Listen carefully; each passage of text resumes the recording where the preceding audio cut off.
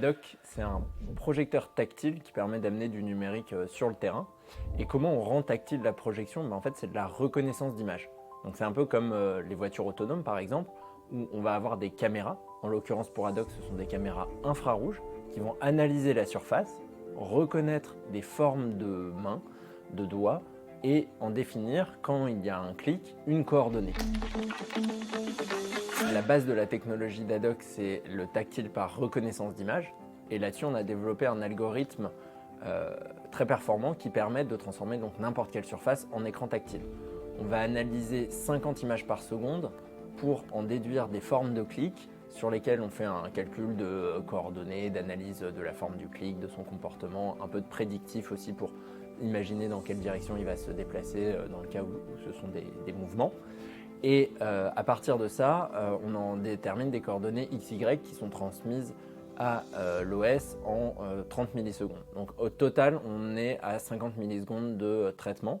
Et nous, on mesure 3 choses pour la qualité du tactile. C'est la précision, donc on est à 1 mm pour 1 mètre de diagonale, la réactivité, 50 millisecondes, j'en parlais, et la fiabilité, donc les faux négatifs, faux positifs, et faire en sorte que globalement, quand on clique, ça clique. L'idée initiale d'Adoc, elle vient du fait que nos appareils collaboratifs n'étaient pas forcément au niveau de nos devices personnels. En gros, notre smartphone, notre tablette, notre PC portable, c'est hyper pratique, hyper efficace et parfait pour la tâche que l'on a à réaliser. Par contre, quand il s'agit de partager du contenu, de travailler à plusieurs, là c'est plus compliqué. Et c'est encore plus vrai quand on n'est pas dans un bureau, dans une salle de réunion parfaitement équipée. Et donc on s'est dit, la projection, ça a quelque chose de fantastique, c'est que ça permet de projeter comme son nom l'indique bien évidemment, mais surtout de choisir la taille et la forme de la projection. Surtout quand on arrête de l'utiliser, ça redevient une table, ça redevient un mur. Et donc nous, on aime bien dire qu'on a mis un écran collaboratif de 1 mètre de diagonale qui tient dans le sac à dos et qui est fait pour aller sur le terrain. Alors moi j'ai fait des études d'économie et de design, donc j'avais cette sensibilité produit, même si je ne peux pas prétendre être designer, j'avais toujours cette vision que le design c'est prendre un problème et y répondre avec une solution plus ou moins appropriée, mais en tout cas qui essaye de répondre à ce besoin initial. Un des constats que j'avais fait, c'est justement ça, que les outils collaboratifs n'étaient pas au niveau de nos appareils personnels et qu'il y avait cette espèce de frustration d'avoir un vieux projecteur tout pourri sur lequel on n'arrivait jamais à se connecter correctement, soit parce qu'on n'avait pas le bon adaptateur, soit parce que les réglages n'étaient pas au niveau, ou en tout cas n'étaient pas ceux qu'on attendait. Et donc, je me suis dit, il y a quelque chose à faire. Alors, il y a de nombreuses personnes qui m'ont inspiré et pour lesquelles j'ai beaucoup d'admiration.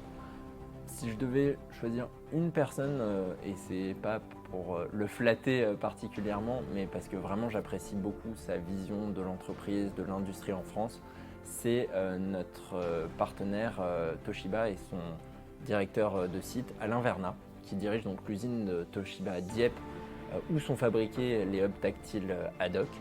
Et c'est quelqu'un qui a vu l'évolution du marché, du photocopieur, de la technologie, qui a eu cette vision de dire mon usine Toshiba de Dieppe va travailler avec des startups, va prendre ce risque de mettre des produits nouveaux sur le marché. Et en France, on a les qualités, on a les compétences, on a les lieux de production pour des produits high-tech qui sont au service du quotidien. On a eu beaucoup d'histoires assez exceptionnelles avec Adoc. On a pu aller au CES à Las Vegas. Là, on a été invité sur un plateau télé de CNBC à New York. On a eu aussi le JT de TF1. Et tout ça, ce sont des événements où on voit la portée de ces médias. Et d'un coup, le site explose. Ma vision de la tech du futur, elle repose sur 2 choses. D'un côté, sur des produits qui durent plus longtemps dans le temps, donc qui ne sont pas faits pour être utilisés 1 ou 2 ans et devenir obsolètes. Et en plus de ça, je pense que l'on va vers un modèle où on ne sera pas propriétaire de nos appareils, mais propriétaire de nos interfaces. Qu'est-ce que ça veut dire concrètement? C'est qu'aujourd'hui, avec les services cloud que vous utilisez, probablement qu'en quelques minutes, sur n'importe quel ordinateur, vous êtes capable de retrouver 90% des éléments qui vous permettent de travailler.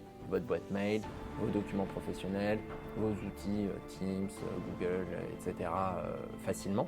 Et donc, on passe d'un ordinateur à l'autre très facilement. Si on pousse ça encore un peu plus loin, on peut se dire que finalement, on n'a même pas besoin de posséder l'outil physique. Ce qui compte, c'est juste de pouvoir retrouver son environnement de travail ou d'entertainment à la maison. Et donc, je pense qu'on va vraiment vers un modèle où on va louer le service et pas forcément posséder l'appareil en question.